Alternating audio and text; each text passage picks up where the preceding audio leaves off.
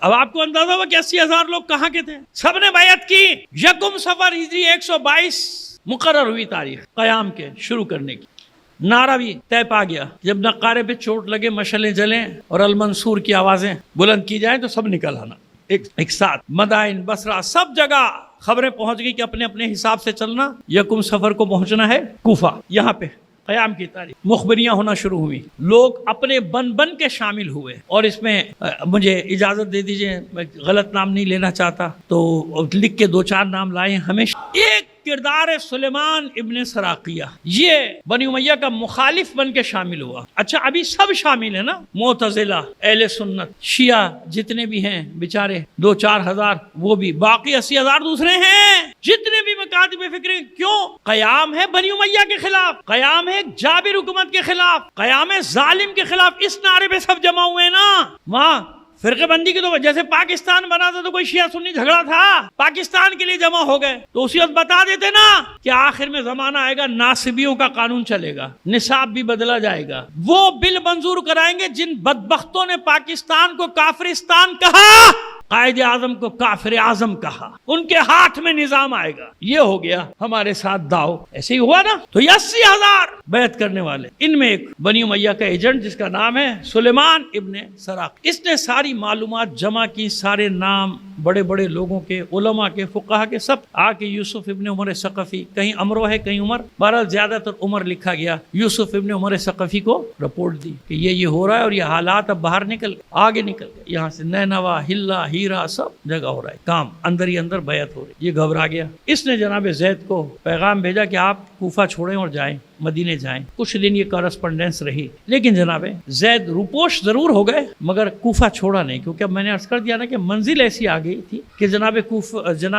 زید چھوڑ کر جائے تو مسئلہ شیعوں کا تھوڑی ہے، مسئلہ آدھا عالم اسلام، پورا خراسان، رے، یہ سب ان کے بیعت میں آ گیا ہے. پورا عراق بیعت میں آ گیا، بصرے تک، مدائن تک، سب بیعت میں آ گئے. کہیں گے دیکھو چھوڑ کے بھاگ گئے، ہم نے تو ان کی بیعت کی تھی. یہی کہتے ہیں نا لوگ کہ چھوڑ کر چلے گئے. ہمیں مسئلہ ایسا آ گیا، نہیں جا سکتے. شروع ہو گیا ادھر. حشام کو رپورٹ پہنچ گئی ساری. اس نے سرزنش کی اور کہا کہ سب شیعوں کو پکڑ کے مسجد اعظم میں بند کر دے. سب کو مسجد اعظم میں بند کرنا اس بات کی دلیل ہے کہ 2-4 ہزار سے زیادہ تو نہیں تھے. مسجد اعظم یعنی یہی مسجد کوفہ میں کتنے آئیں گے؟ 1 لاکھ آ جائیں گے کیا اپنے بال بچوں سمیت؟ کہ مسجد اعظم میں سب کو قید کر دے اور بتا دے کہ کسی کی جان و مال کا تحفظ نہیں اگر زید کو کسی نے پناہ دی. یہ آیا. ادھر سے اس نے 2-4 فقہا، مورخین لکھتے ہیں کہ امام ابو حنیفہ کو بھی لیٹر بھیجا کہ آپ سنا ہے آپ نے فتویٰ دیا ہے اس کی حمایت میں، اس فتوے سے دستبرداری کا اعلان کریں. یہ تاریخ کہہ رہی ہے، میں نہیں کہہ رہا. دستبرداری کا اعلان کریں. کہتے ہیں کہ انہوں نے دستبرداری کا اندیا دے دیا. لیکن اصل مسئلہ کہاں سے ہو؟ مسئلہ کہاں سے؟ جناب زید نے بھیجا بھی اپنے فضیل یا فضل نامی ساتھی کو ان کے پاس کہ اپنا وعدہ وفا کیجیے آپ. تو انہوں نے بیماری کا، مورخ لکھتا ہے کہ بیماری کا عذر کر دیا کہ میں معذور ہوں، بیماری کی وجہ سے اس لڑائی میں حصہ نہیں لے سکتا. کچھ باتیں میں کل بتا چکا. اب جب یہ پیچھے ہٹے تو ان کے سب سے زیادہ مقلدین تو ان کے تھے نا بھائی کوفے میں، وہ پیچھے ہٹے. بہانہ کیا بنائے؟ اب دیکھیے اس نے پوری سازش تیار کر کے بھیجی تھی. میں نے وہ جو 2-3 واقعات پڑھے نا اس لیے کہ آپ سمجھ لیں تاریخ میں شیعوں کے ساتھ ہوا کیا ہے. مظلوم ترین جو نام ہے نا تاریخ کا وہ ہے شیعہ. مظلوم، ہر زمانے میں مظلوم، ہمیشہ باطل کے تیروں کا نشانہ، منافقین کے تیروں کا نشانہ، داخلی خارجی دشمنوں کے تیروں کا نشانہ، ہر ایک کا نشانہ، جھوٹے مورخین کا نشانہ، جھوٹے سیرت نگاروں کا نشانہ، جھوٹے وقائع نگاروں کا نشانہ. شیعہ شیعہ شیعہ. اور دوسرا جملہ کہوں، تاریخ کا سب سے طاقتور نام ہے شیعہ، سب سے قدرت مند، سب سے زوراور شیعہ. کیوں؟ 14 صدیوں میں جتنی کوششیں لفظ شیعہ اور شیعہ کو مٹانے کے لیے کی گئی اتنی کسی کام کے لیے نہیں ہوئی، اور اس کے باوجود جو مٹانے نکلے تھے وہ مٹ گئے. شیعہ باقی ہے. لبیک لبیک لبیک. یہ شیعہ کی طاقت. جان لے دنیا فخر شیعہ ہونے پہ. صرف مظلوم نہیں ہیں ہم تاریخ کے، ہم تاریخ کے قہرمان ہیں. ہم زندہ باد زندہ باد زندہ باد، مردہ آباد مردہ آباد. بے شمار. اتنی بلند آواز سے صلوات بھی عنایت فرما دیجیے گا. ہم شیعہ ہیں، ہمارا فخر ہے تشیع، فخر ہے۔ نہ معلوم ان صدیوں میں کتنی بار، سینکڑوں بار ہم آگ اور خون کے سمندر سے نکل گئے، تم بیچتے کیا ہو ہمارے سامنے؟ کچھ بھی نہیں ہو۔ کیوں؟ یہ وہ نام ہے جو اللہ نے دیا ہے، یہ وہ نام ہے جو اللہ کے رسول نے دیا ہے، یہ وہ نام ہے جو علی و حسین نے دیا ہے ہمیں۔ سمجھ گئے میری بات؟ یہ نہ سمجھنا کہ تاریخ کا مظلوم ترین نام ہے، نہیں، تاریخ کا طاقتور ترین نام بھی یہی ہے۔ آج بھی اگر کسی نام سے کانپتا ہے سامراج تو شیعہ، ان کو کیسے قابو کروں شیعوں کو؟ باقی تو سب فوراً ہی سرنڈر کر جاتے ہیں، باقی تو سب ویسے ہی ڈھیر ہو جاتے ہیں۔ شیعہ کیوں؟ شیعت کی رگوں میں حسین کا خون دوڑ رہا، پاک ترین لہو اور پاک ترین شیر زہرا، اس سے نشو نما ہوئی ہے تشیع۔ ساری دنیا مل کر بھی آئے نا، تشیع کا کچھ بھی نہیں بگاڑ سکتا۔ یقین رکھنا علی کے شیعو، یقین رکھنا، ہم رہیں نہ رہیں، ہمارے بڑے بھی نہیں رہے، چلے گئے، ہم بھی چلے جائیں گے، لیکن یقین رکھنا، یہ یقین ہے جو شیعت کو باقی رکھے ہو، یہ یقین ہے مومنین کا کہ تشیع کو کوئی آندھی، کوئی سیلاب، کوئی زلزلہ اس تشیع کا کچھ بھی نہیں بگاڑ سکا اور نہ بگاڑ سکتا ہے۔ صلوات بھیجیے محمد آل محمد پر۔ پلان منصوبہ بندی کی گئی، کیا کیا جائے؟ ایک وفد کو بھیجا مدینے چھٹے امام کے پاس،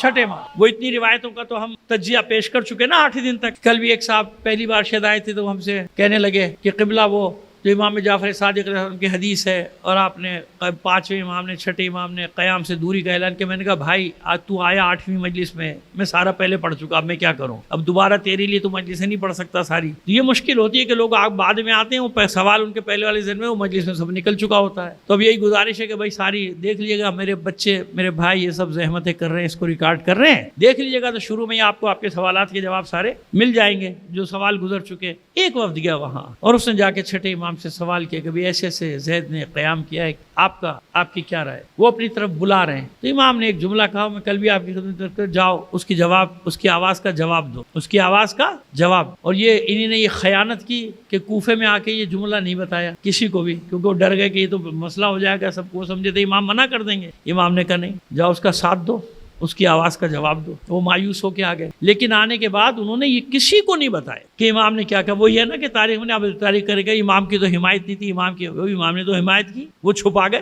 دوسرا کام کیا کیا کہ اب کیونکہ ایک طبقہ جناب امام اعظم ابو حنیفہ والا طبقہ پیچھے ہٹ چکا تھا اور سب سے بڑا طبقہ وہی تھا، کیا کیا جائے؟ تو اب ایک گروہ بنایا گیا کہ اب جان کیسے چھڑائی جائے زید سے، کہ اب تو پھنس گئے، بیعت تو ہم نے کیا۔ اب یہ بتا رہا ہوں آپ کو، شیعوں پہ جو الزام ڈالتے ہیں نا، وہ اب بتا رہا ہوں آپ۔ یہ پورا وفد گیا اور جانے کے بعد جناب زید سے وہی جہاں سے وہ فساد کا آغاز کرتے نا، وہیں سے سوال کر دیا کہ آپ یہ بتائیے کہ شیخین کے بارے میں آپ کی کیا رائے ہے؟ جناب زید حیران ہو گئے، کہنے بھائی یہ موقع ہے، اچھا یہ سوال جواب کرنے تھے پہلے کرتے، بیعت سے پہلے کرتے، اب یہ کون سا موقع ہے؟ قیام ہو رہا ہے، ظلم، ہمارا نعرہ ہے امر بالمعروف نہی عن المنکر، ہمارا نعرہ ہے رضا آل محمد، ہمارا نعرہ ہے یہ ملوکیت سے نجات، عامروں سے نجات، ظلم سے نجات، جبر سے نجات، تو تم یہ سوال کیا لے کے بیٹھ گئے؟ کہا کہ نہیں یہ تو طے ہونا چاہیے، ان کے بارے میں آپ کی کیا رائے ہے؟ بزید ہیں۔ اب ایسے دو رائے پہ کھڑا کر دیا جناب زید کو کہ جناب زید کیا جواب؟ جناب زید نے کہا کہ دیکھو آخری بات جو میں کہہ سکتا ہوں، آخری حد تک جا کے بس وہ یہ کہہ سکتا ہوں تمہارے سامنے کہ آل رسول کا حق تھا، انہیں نہیں ملا، آل رسول کا حق تھا انہیں، باقی باتوں کی میں تائید نہیں کرتا، جو کفر کی حد تک کوئی چلا جائے تو میں وہاں تک نہیں جاتا۔ اب یہ بتائیے معقول جواب تھا نا، معقول جواب تھا کہ کفر کی حد تک میں نہیں جاتا کہ کسی کو کفر کا فتویٰ لگا دو، ہمارے یہاں ایسا ہے بھی نہیں کہ فوراً فتویٰ لگا دو، کفر کا فتویٰ میں نہیں لگاتا ہوں۔ تو لو جناب اب مسئلہ ہو گیا، اب کہنے کے جواب کا ان سے کوئی جھگڑا ہی نہیں ہے تو ہم کیوں جنگ کریں بنی امیہ سے؟ یعنی اس کو انہوں نے دوسرے معنی میں رنگ میں دے دیا، دوسرا رنگ دے دیا اس کو کہ جب وہ اچھے ہیں برے نہیں ہیں کچھ نہیں ہے تو پھر جھگڑا کیسے؟ ان کا بھائی ہمارا جھگڑا اس بات پہ تھوڑی ہو رہا ہے کہ وہ پہلے والے صحیح تھے یا غلط تھے، ہمارا جھگڑا تو اس پہ ہے جو ابھی بیٹھا ہوا ہے۔ اب وہ باہر نکلے، شیعوں میں الٹا پروپیگنڈا شروع کر دیا۔ شیعوں میں کیا پروپیگنڈا شروع کیا کہ بھائی وہ تو کہہ رہے ہیں شیخین سے کوئی جھگڑا ہی نہیں، شیخین بہت اچھے تعریفیں کر رہے ہیں۔ اب وہ جو شیعہ تھے وہی پریشان ہو گئے کہ بھائی یہ کیا ہوا، سمجھ رہے ہیں آپ؟ بس بیج بو دیا، جب بیج بویا شہر میں گیا بات، تو پھر شہر میں کتنی باتیں ہوں گی، اب شہر میں تو قیامت ہو گئی نا, ہر گھر میں بحث شروع ہو گئی, ہر گھر میں بحث ہو, بولو جی بس ان کا مقصد حل ہو گیا. جیسے یہاں ہوا کہ گھر گھر پڑوس پڑوس, میں نے اس لیے پہلے مثالیں دے دی تاکہ سمجھنے میں آپ کو پس منظر آسانی ہو جائے کہ ہوا کیا زید کے ساتھ. اب بہانہ مل گیا لوگوں کو, نہیں ہم زید کے ساتھ نہیں, ہم زید کے ساتھ نہیں. وہ سب جناب سب نے بیعتیں توڑنا شروع کر دی. ادھر حشام نے حکم بھیجا کہ فوراً جہاں بھی ہے زید کو اریسٹ کرو, سر میرے پاس بھیجو کاٹ کے. وہ اپنی سازش میں کامیاب ہو گئے. جناب زید ادھر سے ادھر, ادھر سے ادھر چھپ رہتے تھے. دو مومن تھے, ایک عامر ایک تعیمہ یا تعیمہ, کہیں یہ پہلے کہ عین سے, کہیں عین کے بعد یہ ہے. اب یہی مشکل ہے ترجمہ میں بھی اور عربی کی کتابوں میں بھی, ناموں کا بڑا مسئلہ ہے. لیکن بیٹا میرے بچے پہلی بار آئے ہو,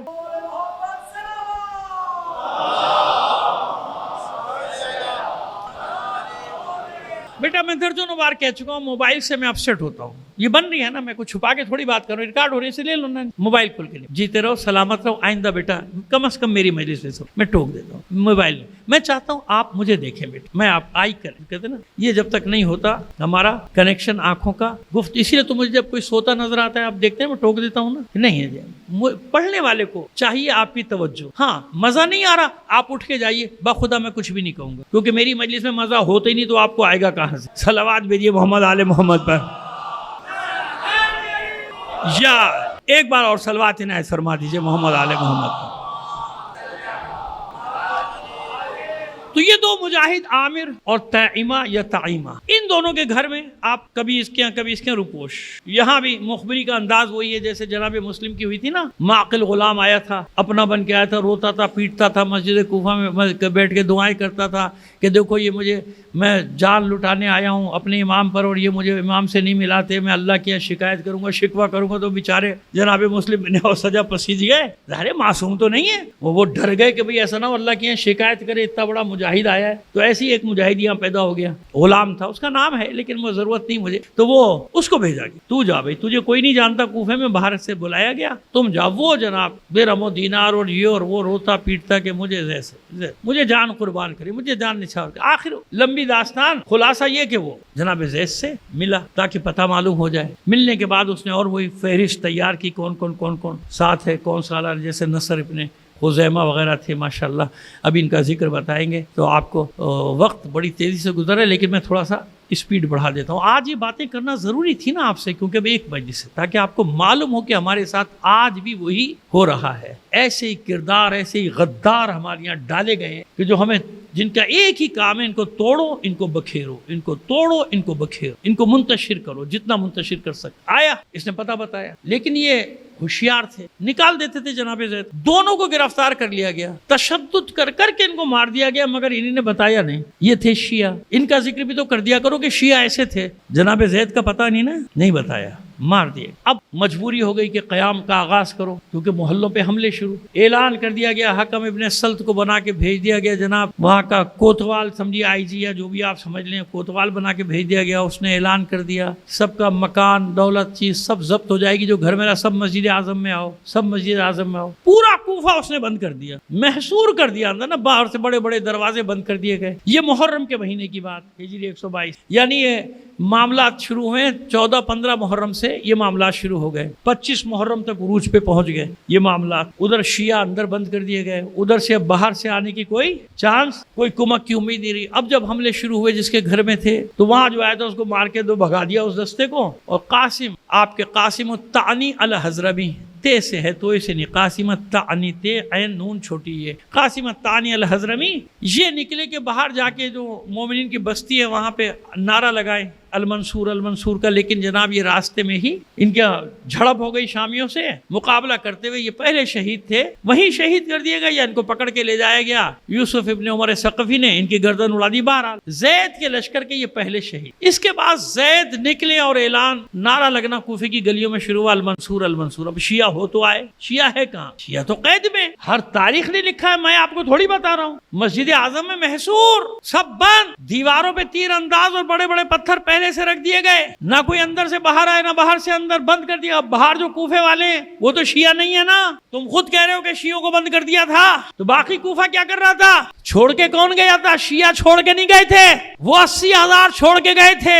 انہیں کہا تھا زید نے رفستمونی, تم نے ہمیں چھوڑا, تم نے ہم سے رفض اختیار کیا, لہذا وہی تاریخی ملبہ, تاریخی پروپیگنڈا کہ ساری چیز اٹھا کے کر لو. شیعوں نے بیعت کی, شیعوں نے بلایا, شیعوں نے چھوڑ دیا, انہیں جناب زید نے رافضی کہا. پڑھو تاریخ جا کے کھنگالو کہ شیعوں نے ساتھ دیا. 400 سے 500 مومنین ساتھ ہیں جو اپنے آپ کو روپوش کیے ہوئے تھے کہ نہیں لڑنا ہے لڑنا ہے لڑنا ہے. جس نے سب سے کم بتائے اس نے بھی بتائے 218.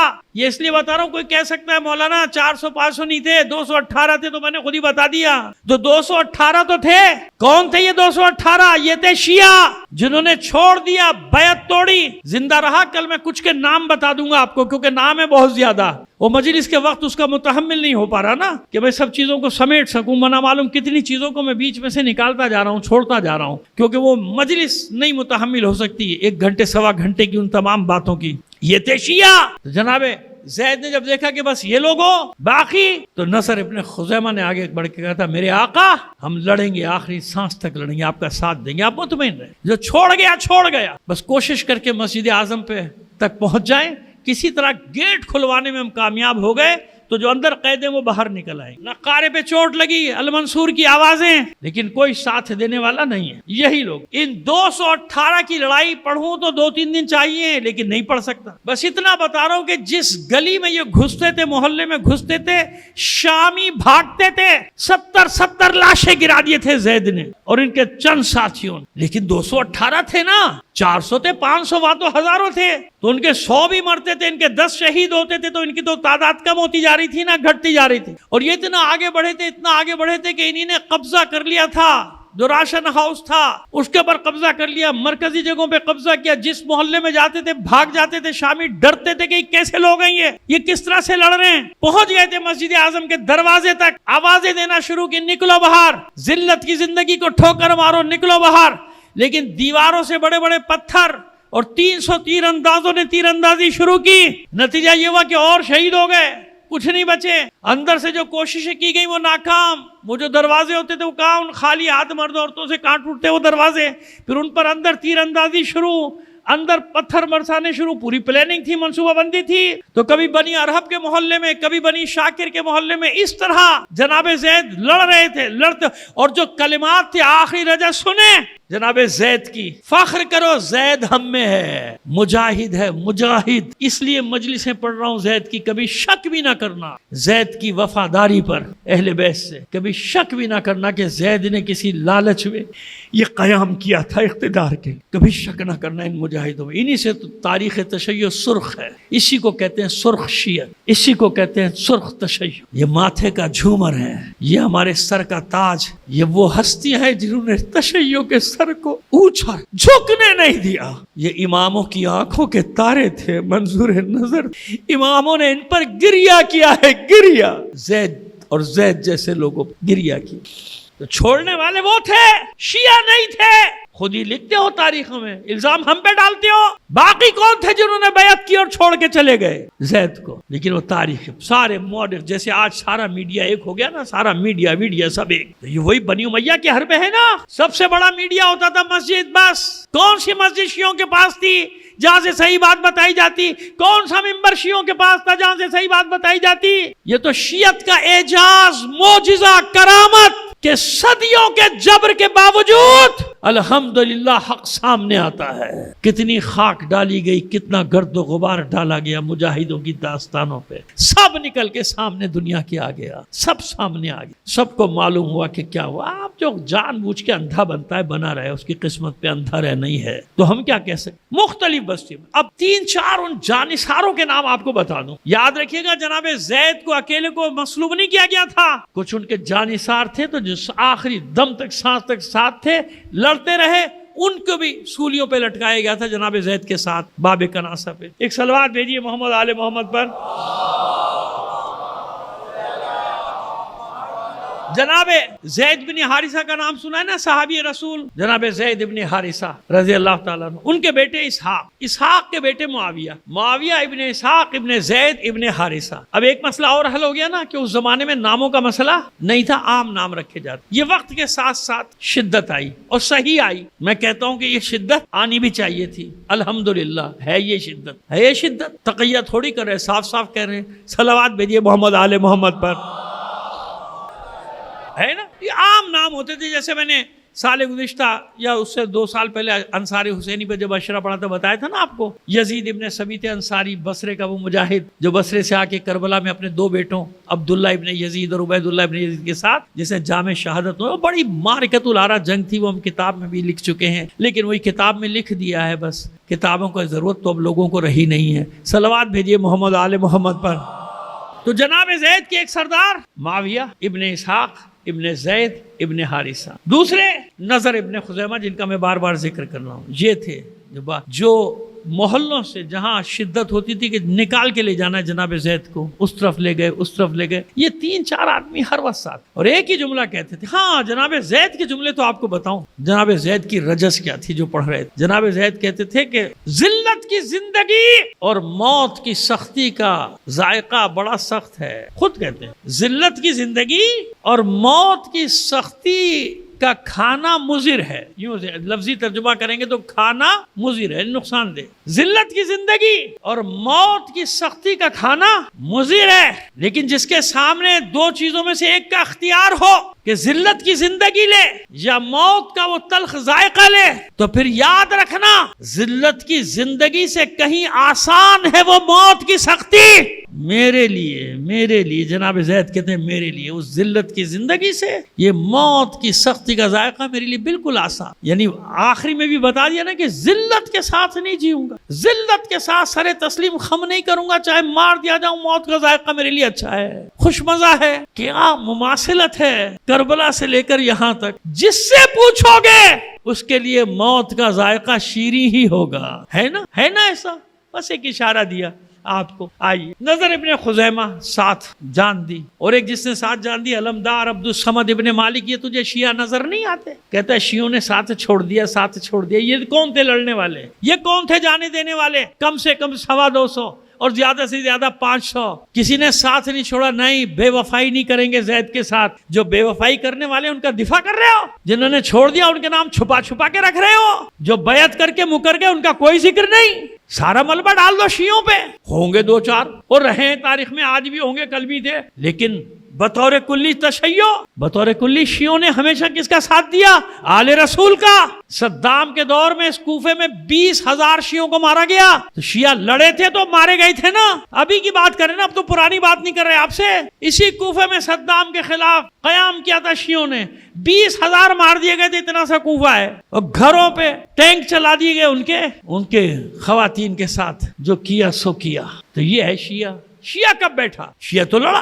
वो 2-4 को मिसाल बनाओगे तो जाओ बनाते रहो। हम तो वहां पूरे के पूरे लश्कर बता रहे हैं कि 80,000 ने बेवफाई की है। कौन है राफिदी? 80,000 ने बैत की, छोड़ के भाग गए ज़ैद को। कौन राफिदी उन्हें? अलमबरदार कौन था जनाब ज़ैद का? जनाब ज़ैद के अलमबरदार थे अब्दुल समद इब्ने मालिक इब्ने मसरूख, ये अलमबरदार, और ये भी आखिर तक साथ जनाब ज़ैद के डटा रहा। और अजीब बात यह है कि इसके भी हाथ काटे गए थे, ज़ैद के अलमदार के भी हाथ काटे गए थे। सलमा इब्ने साबित अबुल लैसी, ये सब के सब ये कमांडर थे बड़े बड़े, उन 218, और 2-4 के मैं नाम बता चुका, आमिर, ताइमा, और इस तरह कासिम तानी अल हजरमी, ये सब बड़े बड़े सरगरोह। और भी 2-4 नाम है, लेकिन ज़ाहिर के नाम लेता चला जाऊंगा तो मेरे पास सब लिखे हुए। वो अब वक्त हमारा जो है ना वो तेजी से आगे बढ़ता चला जा रहा है। अब ये बता, अच्छा अब सुन लीजिए, ज़ैद की शिकस्त नहीं हुई थी मैदान में, तमाम तारीखें गवाह हैं ज़ैद की शिकस्त। ज़ैद मुट्ठी भर मुजाहिदों के साथ भी मार रहे थे, बल्कि शामी दौड़ जाते थे, खुद ही भागते थे कि ज़ैद आया। जिस मोहल्ले में घुसते थे वहां से भागते थे शामी, और ज़ैद पीछा करते थे। लेकिन जब ज़ाहिर के शाम को जंग बंद होती थी, अब ये वक्त से पहले शुरू हो गया था ना क़याम। एक तो ये बात हुई, ये बताना भूल गया कि यकुम सफर तय था, ये 25 मुहर्रम से हालात बदल गए, और 27 मुहर्रम या 28 मुहर्रम से जंग शुरू हो गई। बहुत सारी चीजें गड़बड़ हो गई थी बीच में, और जब आप तफसील से कोई किताब पढ़ेंगे तो आपको हमारी बातें कुछ तो याद आ जाएंगी ना दिमाग में कि हाँ मौलाना ने ये बताया था, ये सब आ रहा है। और एक किताब नहीं, मैंने कितनों की किताबों के आपके सामने नाम ले दिए। एक किताब में थोड़ी है ना मालूम कितनी किताबों में, हम तो खुद सुबह से बैठ जाते हैं, सारी किताबें लेके बैठते हैं, उनमें एक सफ़ा जो आपको मेरे हाथ में नजर आता है ना मालूम कितनी किताबों की एक लाइन होता है। वो सलावत भेजिए मोहम्मद आले मोहम्मद पर। चलिए, 3 500 تیر اندازوں کے نئے دستے کو طلب کیا گیا اور اسے حکم دیا کہ بھائی اب سامنے، خود اعلان کر دیا حکم ابن سلط نے کہ بھائی سامنے جا کے زید کے کوئی نہیں لڑ سکتا، اب طے ہو گئی بات سامنے. اور ہمتیں پست ہو رہی شامیوں کہ بھائی یہ کس طرح کے لوگ ہیں، یہ کس طرح کے لوگ، کیسے جنگجو ہیں، یہ ٹوٹ پڑتے تھے. ان کو اپنی جان کی تو کوئی پرواہ نہیں تھی نا. تیر اندازوں کا جب حملہ ہوا ان کو بھی نہیں پتا کہ یہ کام ہو گیا، لیکن ظاہر شیر تھا نا، علی کا شیر تھا زید، یہ کوئی پیچھے تھوڑی تھا. جب یہ آگے رہتا تھا تو وہ ساتھی لڑتے تھے نا، یہ آگے رہنے والوں تھے، علی کی اولاد ہے، علی کا بیٹا ہے. تو سامنے تھے تو تیر ان کے سر میں لگا اور آنکھ کی پشت سے ہوتا ہوا مغز تک پیوست ہو. اندھیرا پھیل چکا تھا، جنگ رک گئی. جو ان کے بچے ہوئے ساتھی تھے 8 یا 10، ان سب کے نام موجود ہیں جو پھر نکل گئے تھے یحییٰ بن زید کو لے کر، ان کے صاحبزادے کو لے کر. یحییٰ بن زید جنگ میں شریک تھے، ان کے بارے میں کل بتا دیں گے تھوڑا سا. آپ ان کو لے کر آگے نہر یعقوبیہ ایک جگہ ہے، وہیں کوفے سے باہر جہاں یہ لڑائی تھی، ہیرا اور کوفے کے درمیان یہ لڑائی ہوئی تھی. ہیرا جو فوجی چھاونی تھی اس زمانے کی، ہیرا اور کوفے کے درمیان یہ لڑائی چل رہی تھی، وہاں پر لیا ہے. اب یہ شدید اذیت جناب زید کو، شقیر یا شقیرہ نامی طبیب کو بلایا گیا، اس سے عہد لیا گیا رازداری کا، قسمیں لی گئیں، پھر دکھایا تو اسے زخم دیکھتے ہی کہا کہ تیر نکالوں گا تو یہ مر جائیں گے، جب تک تیر سر میں ہے یہ زندہ ہے. جناب زید نے خود کہا کہ مجھے موت کا کوئی خوف نہیں، تو تیر نکال، موت تو برحق ہے، موت سے میں نہیں ڈرتا، تیر نکال. وہ تیر نکالا،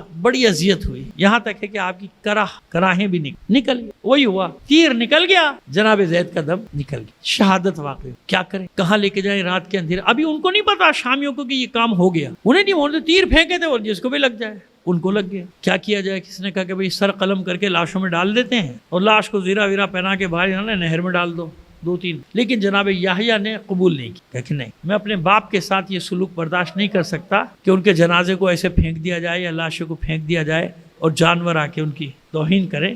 ظاہر بیٹا ہے، بیٹا ہے، اسے گوارا نہیں. کیا کیا جائے؟ تو ساحل پہ چھوٹے چھوٹے بن جاتے ہیں نا، دریا کے یا نہر کے ساحل پہ تالاب جیسے، کہ جب پانی بڑھتا ہے نہر کا تو وہ پانی جمع ہوا پھر واپس گیا تو پانی وہ تھوڑا سا رہ جاتا ہے، وہاں سے لوگ بھرتے ہیں پانی وانی. تو یہ کیا گیا کہ یہ طے پایا کہ یہاں یہ جہاں پانی آتا ہے نرم مٹی ہے، یہاں قبر بنا کے اوپر سے پانی جاری کر دو. اور یہی سب جگہ تقریباً ہے، یعنی اکثر نے یہی لکھا اور یہی ہے، قرین قیاس بھی یہی ہے بھی یہی.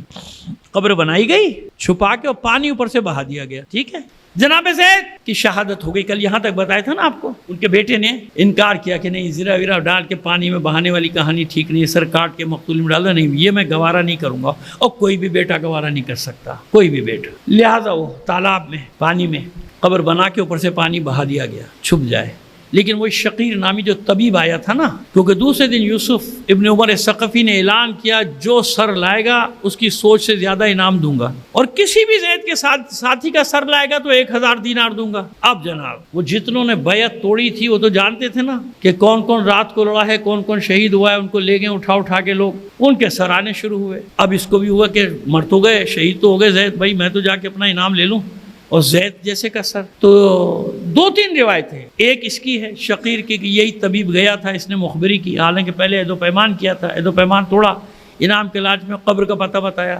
ایک کسی حجام کا ذکر ہے کہ وہ چھپ کے دیکھ رہا تھا سارا واقعہ، ایک کسی اور کا، لیکن واقعہ ایک ہی لکھا سب نے. بس آئے سپاہی یوسف بن عمر ثقفی کے، عمر ثقفی، یوسف بن عمر ثقفی کے سپاہی آئے اور جس جگہ کی نشاندہی کی گئی تھی وہاں سے اس مظلوم کی لاش کو نکال لیا زید. اور لاش نکالنے کے بعد سر کو تن سے جدا کر دیا گیا، سر کو بھیج دیا گیا، کیونکہ حشام نے کہا تھا سر میرے پاس بھیجو، سر وہاں بھیجا. سوال بھی ساتھ میں پوچھا کہ اس لاش کا کیا کروں؟ کہا اس کو لٹکا دو کناسا کے دروازے پہ. کناسا بازار تھا اور باب کناسا اس وقت منڈی تھی، منڈی کناسا. اب آپ کو بتا دیں لوگ کوفے شہر میں ڈھونڈتے پھرتے ہیں کناسا کہاں ہے، نہیں، کوفے شہر میں نہیں. جب آپ کوفے سے نکلیں گے ہلا کی طرف تو تھوڑا سا کوفے سے نکلیں گے تو ذل کفل ایک بستی لکھی ہوئی آئے گی، ذل کفل. جو لوگ ہو کے آگے انہیں نہیں بتا رہے، انہیں تو معلوم ہی ہے. جو نہیں گئے یا وہاں جاتے ہیں لیکن زیارت کا شرف نہیں ملا، کیوں ہوتا یہ دیکھیے، میں قافلے والوں کو کچھ نہیں کہہ رہا، اصل میں ان کی مجبوری ہوتی ہے. اب ان کا پورا ٹور جو ہے وہ 10-12 دن سے زیادہ کا نہیں ہوتا ہے نا، وہاں 6000 زیارتیں وہ آپ کو کہاں سے کرائے گا؟ نہیں کرا سکتا.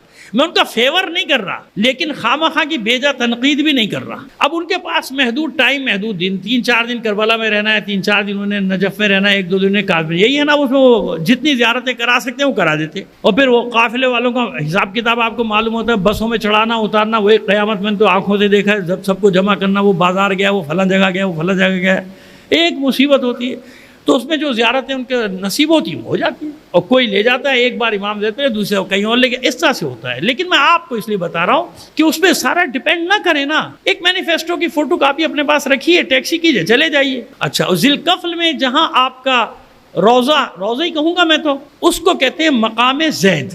مقام زید یہی اس زمانے میں کناسہ تھا، کناسہ کا بازار تھا، ملا ہوا ہے کوفے سے لیکن باہر، تھوڑا سا باہر۔ اس وقت یہ منڈی تھی، بازار تھا بہت بڑا کناسہ، اور اسی کے سارے جنگ جو بھی کوفے اور اس کے درمیانی کوفے میں شامل تھا۔ اب یہ تو چھوٹا بڑا ہوتا رہا نا، شہر تباہی بربادی سب پھیلتی رہی، جو بھی ہوتا رہا۔ بہرحال مورخین کا اتفاق ہے کہ جس جگہ آج مقام زید ہے نا، یہیں پہ آپ کو سولی دی گئی تھی، اسی جگہ۔ وہاں سے حکم آیا کہ لاش کو لٹکا دو تھے، ایک تو ایک عبرت، اور دوسرے جب یہ لاش پرانی ہوگی معاذ اللہ تو اس میں سے تعفن اٹھے گا، بدبو اٹھے گی، تو لوگوں میں نفرت پیدا ہوگی۔ حشام نے حکم دیا کہ اس کو لٹکا دو، اور ایسے نہیں لٹکائے تھے۔ آپ سن لیجیے، اگر پہلی یا دوسری مجلس آپ کے ذہن میں تو سن لیجیے گا، جہاں میں نے حدیث رسول سنائی تھی آپ کو۔ ان کو مصلوب کرنے کے بعد ان کو برہنہ کر دیا۔ اب حدیث یاد آئی میری جو میں نے سنائی تھی، یعنی میری سے مراد میں نے جو آپ کو حدیث سنائی تھی پیغمبر کی، کہ میرے اس ایک بیٹے کو مصلوب کیا جائے گا، اور جو اس کے سطر کی طرف نگاہ کرے گا اللہ اس کو منہ کے بل جہنم میں پھینکے گا۔ اور اس حدیث کو کس نے نقل کیا؟ امام جعفر صادق علیہ السلام۔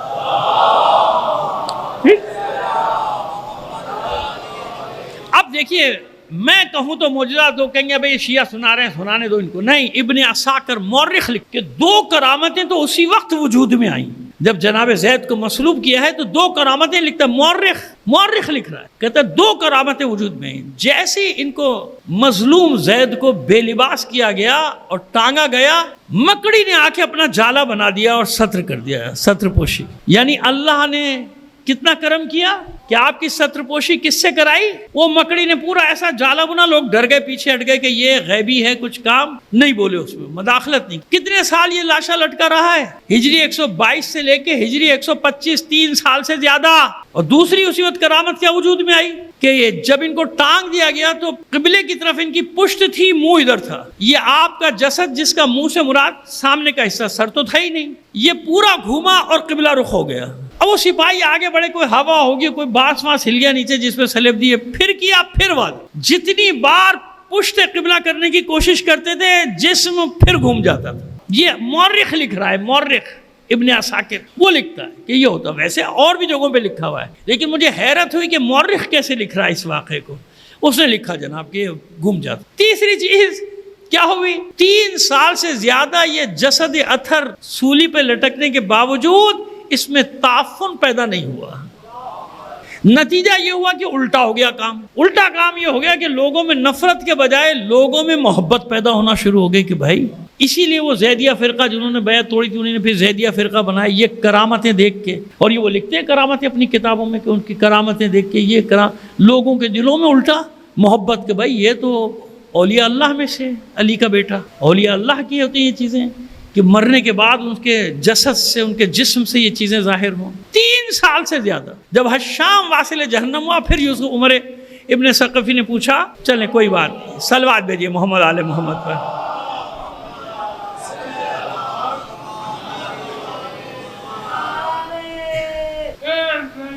یا ہے ایک بار اور مل کر بلند آواز سے ایک صلوات عنایت فرمائیں۔ خیر جناب، تو دیکھیے وہ گڑبڑ ہو جاتی ہے بعض اوقات۔ ایک بار اور صلوات بھیج دیجئے۔ ولید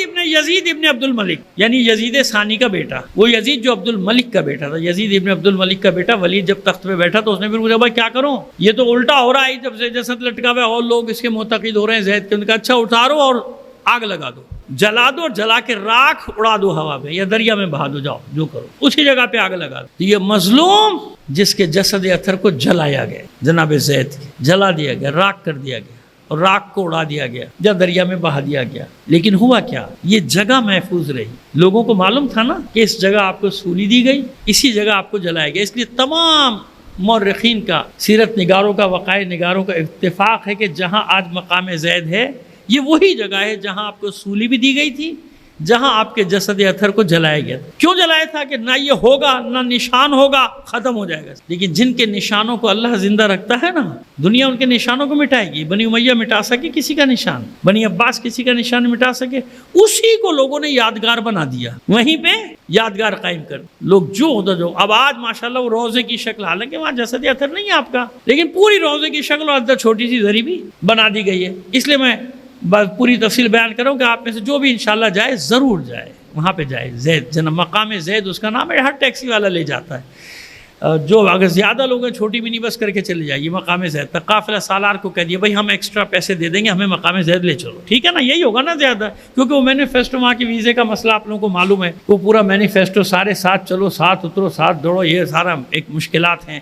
خیر جناب، اب آئیے یہ جناب زید کہ اللہ نے ان کی نشانی کو باقی رکھا، اور آج ساری دنیا سے معتقدین زائرین آ رہے ہیں وہاں، اور اپنا ایک عقیدت کا بوسہ، عقیدت کا جھکنا، یہ سب وہاں کر کے جاتے ہیں نا، عقیدت سے جھکنا، اس در پہ اپنی عقیدت کا اظہار کر کے جاتے ہیں جناب زید کے لیے۔ بیٹا، دو چار جملے سن لیجیے۔ کہتے ہیں امامت کا دعویٰ کیا بیٹے سے بڑی کوئی گواہی ہے؟ اگر امامت والی کوئی دعویٰ ہوتا تو یحییٰ بن زید تو آرام سے کہہ سکتے تھے نا زیدیوں کو کہ بھائی میں امام ہوں، کیونکہ امام کا بیٹا ہوں۔ اب سنیے زید کا بیٹا کتنا بڑا سچا ایماندار مومن تھا۔ بہار الانوار کی 46ویں جلد کی روایت ہے، لیکن میں آج موقع نہیں ملا، میں اس کو نہیں دیکھ سکا بہار کو، لیکن جس نے لکھا ہے آیت اللہ محمد تقی مدرس نے، وہ میرے لیے بہت معتبر ہے، کیونکہ اس صدی کے 2-3 محقق ہیں تاریخ کے جن کو میں پسند کرتا ہوں، پڑھتا بھی۔ خیر میری حیثیت کیا، میں تو معمولی سا طالب علم ہوں۔ ایک آغا مرتضی عسکری محقق دورہ، اور اس کے بعد یہ تقی مدرسی کا نمبر ہے، تاریخ میں یاد رکھیے گا۔ یہ کھوج کے قریت کے نکالتے ہیں، اس لیے مجھے اچھے لگتے، یعنی ایک روایت کو اتنے انداز میں چھان پھٹک کرتے ہیں کہ انسان کی تسلی ہو جاتی ہے کہ کچھ چھوڑا نہیں۔ تو ان کی کتاب اسلامی تاریخ میں درس عبرت، وہاں سے میں آپ کو نقل کرنا چاہ رہا ہوں، اور یہ چیز ایسی ہے کہ اس کو مجھے لفظ بہ لفظ نقل کرنا۔ ایک صلوات بھیجیے محمد آل محمد پر۔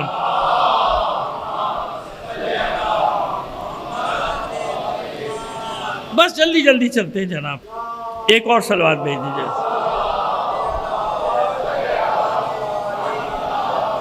بہار الانوار، اور وہ میں نے حوالہ دے دیا، آیت اللہ العظمیٰ ہے، بلکہ فقیہ ہیں، آیت اللہ العظمیٰ سید محمد تقی مدرسی فرماتے ہیں کہ یحییٰ بن زید کی روایت نقل کرتے ہیں، اس سے بڑی ثبوت اور دلیل نہیں ہے۔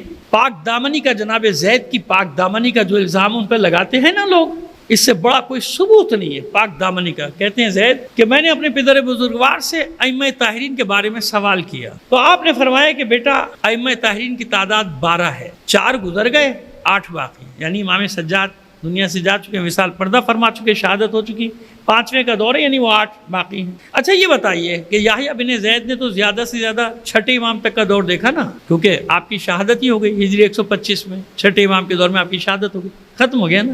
باقی نام اگر وہ بتا رہے ہیں تو یہ بڑی بات نہیں ہے، سمجھ گئے میرا نقطہ، پوائنٹ سمجھ گئے؟ اگر 12ویں امام کے دنیا میں آنے کے بعد کی اگر یہ روایت ہے تو کہہ سکتے ہیں بھائی کسی نے بتا دی ہوں گے 12 اماموں کے نام، لیکن یحییٰ بن زید کی شہادت کا سال ہجری 125، اور وہ جب نقل کریں 12 اماموں کے نام، تو اس سے بڑا کوئی ثبوت چاہیے؟ کہتے ہیں بابا نے میرے فرمایا کہ 12 امام ہیں، 4 گزر گئے، 8 باقی ہیں۔ تو کہا کہ بابا آپ کو ان کے نام بھی معلوم ہے؟ کہا ہاں مجھے نام معلوم ہے۔ کیوں نہیں معلوم؟ آپ نے سارے اماموں کے نام بتا دیے۔ جب سارے اماموں کے نام بتائے 12، اور 12 اماموں کے نام لکھے، میرے پاس بھی لکھے، لیکن میں آپ کا وقت بچا رہا ہوں، آپ کو کیا بتانا 12 اماموں کے نام، بچہ جانتا ہے۔ انہیں 12 اماموں کے نام میرے بابا نے بتائے، تو میں نے پوچھا بابا آپ کہاں ہیں اس میں؟ یحییٰ بن زید کہتے ہیں آپ کہاں ہیں، آپ کا تو نام ہی نہیں ہے۔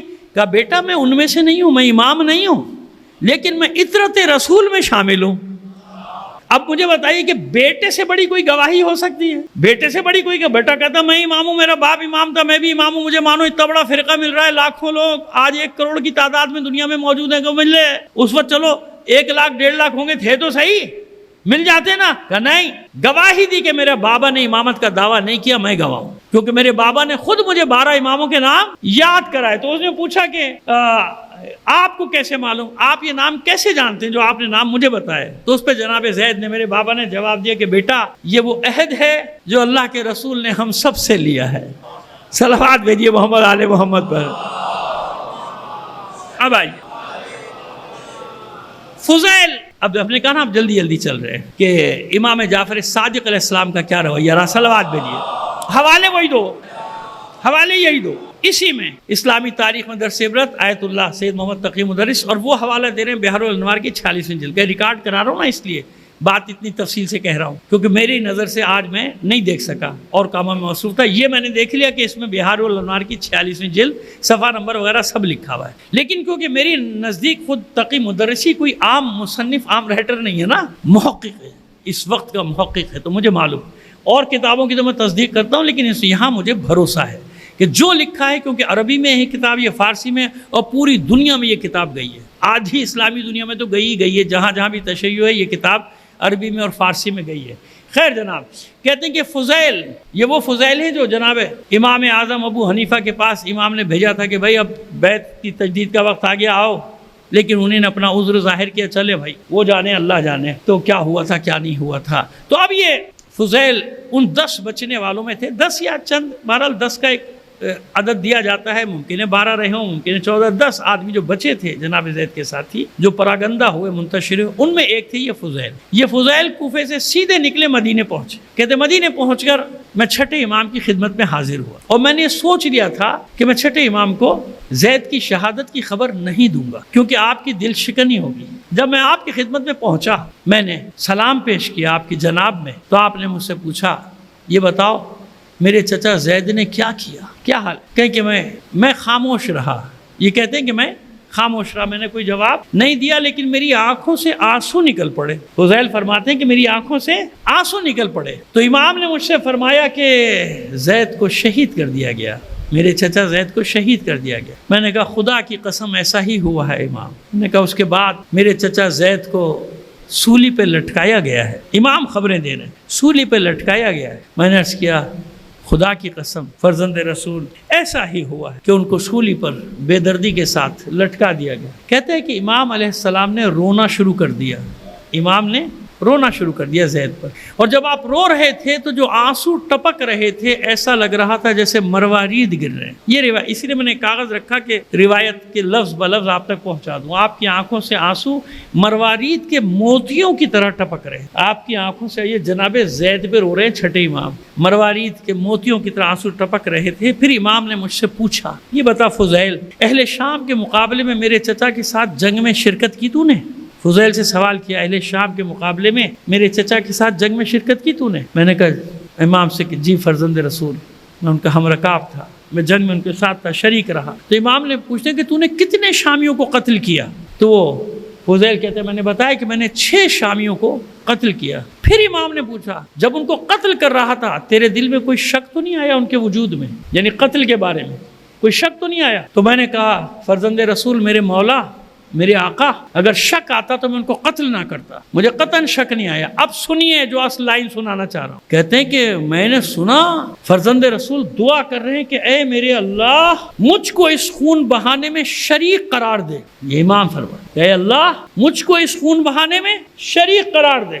اور پھر کہتے ہیں خدا کی قسم میرے چچا زید اور اس کے اصحاب شہید ہوئے بالکل ایسے جیسے میرے جد علی ابن ابی طالب اور ان کے اصحاب شہید ہوئے. اور کچھ چاہیے؟